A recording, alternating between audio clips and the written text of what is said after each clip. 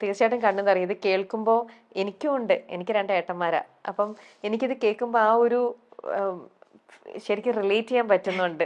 ദിവ്യ പറയുമ്പോൾ നമ്മുടെ ഏട്ടന്മാര് നമ്മളെ പിടിക്കുമ്പോൾ നമുക്ക് തോന്നുന്ന ആ ഒരു ഫീൽ ഉണ്ടല്ലോ. വീഡിയോയിൽ ഉണ്ടായിരുന്നത് ആണോ? ഏടത്തിയമ്മ പറയും ഒന്ന് കല്യാണമായിട്ടുണ്ട്. ഏടത്തിയമ്മക്ക് ഭയങ്കര ഭയങ്കര എന്ന് പറഞ്ഞാൽ ചെയ്തു അത്രക്ക് ഇഷ്ടം. വേഗം ഒന്ന് കെട്ടിയിട്ടുണ്ടെങ്കിൽ എണ്ണമാണ് ദിവസങ്ങൾ. എല്ലാരും അങ്ങനെയാണ്. പിന്നെ ഏപ്രിലിൽ അങ്ങനെ ആയതുകൊണ്ട് ഈ ഇത്രയും നീട്ടണമെന്നൊക്കെ കുറെ പേര് ചോദിച്ചു, വേഗം കല്യാണം കഴിച്ചുകൂടെ അങ്ങനെ ഇങ്ങനെ. എല്ലാരും ഹാപ്പിയാണ് ഇപ്പൊ. എല്ലാത്തിനും ഒരു സമയമുണ്ട്. ഇപ്പൊ അമ്മയ്ക്കും ചേട്ടനും എല്ലാവർക്കും സന്തോഷാണ്. പിന്നെ എന്തിനാ ഈ കണ്ണുകൾ നിറയണേ? അതെ, എന്നാലും നമുക്കത് പറയുമ്പോൾ അറിയാണ്ടൊരു ഇമോഷണൽ, നമുക്ക് ആ ഒരു ഇമോഷനിൽ വന്നു പോണ ഒരു ഇതാണല്ലേ. നമുക്ക് ചിരിക്കാം. ചിരിയുണ്ട്, ചിരിയുടെ കൂടെ ആനന്ദക്കണ്ണീര്. സത്യം, ആനന്ദക്കണ്ണീരാണത്.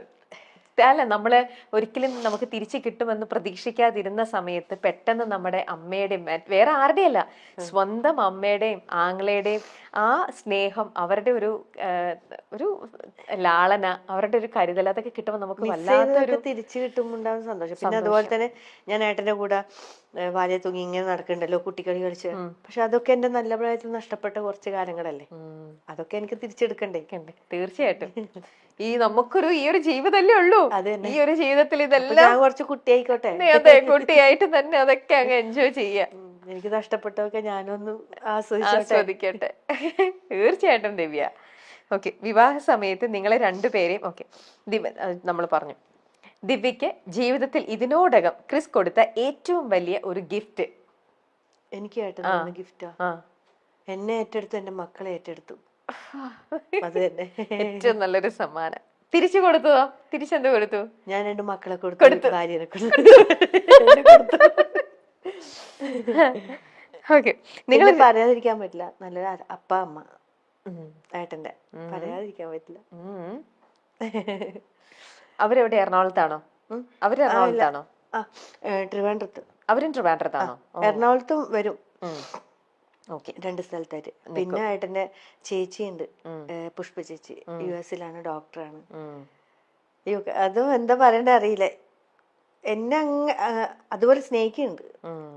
അങ്ങനെ ഒരു അകൽച്ചയോ കാര്യങ്ങളോ, മക്കളുണ്ട്, അതൊന്നും ഇല്ലാണ്ട് ചേർത്ത് പിടിക്കുന്നുണ്ട്.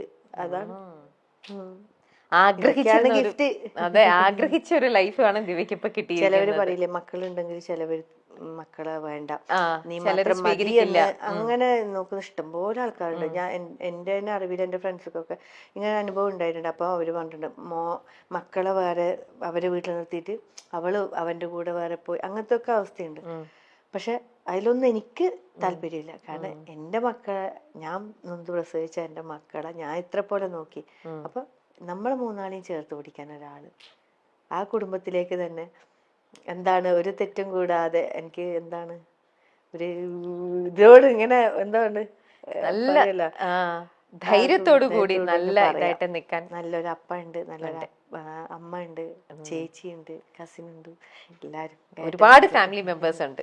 ഓക്കെ, ദിവ്യക്ക് നിങ്ങൾ 2 പേരും ഒരേപോലെ സ്വപ്നം കാണുന്ന ഒരു കാര്യം അതെന്തായിരിക്കും? ഒരു വീട്. ആണോ? വീട് ഇല്ല ഉണ്ട്, പക്ഷെ നമുക്ക് നമ്മളേതായ സ്വന്തമായിട്ടുള്ള നമ്മൾക്കൊരു ആഗ്രഹം. ആഗ്രഹം എനിക്ക് എന്റെ ബാലൻസ് ഒരു കാര്യല്ലേ, വീട് എന്നുള്ള സ്വപ്നം. കണ്ണൂരായിട്ടൊരു ചെറിയൊരു തറ കെട്ടി വെച്ചിട്ടുണ്ട്. അതായിന്നൊക്കെയാണ് ന്യൂസിൽ വന്നത്. 2 നില വീട്, പിക്ചറൊക്കെ ഇല്ല, സംഭവം കെട്ടിയിട്ടില്ല. അതിന് പതുക്കെ മതി, തിരക്കൊന്നുമില്ല.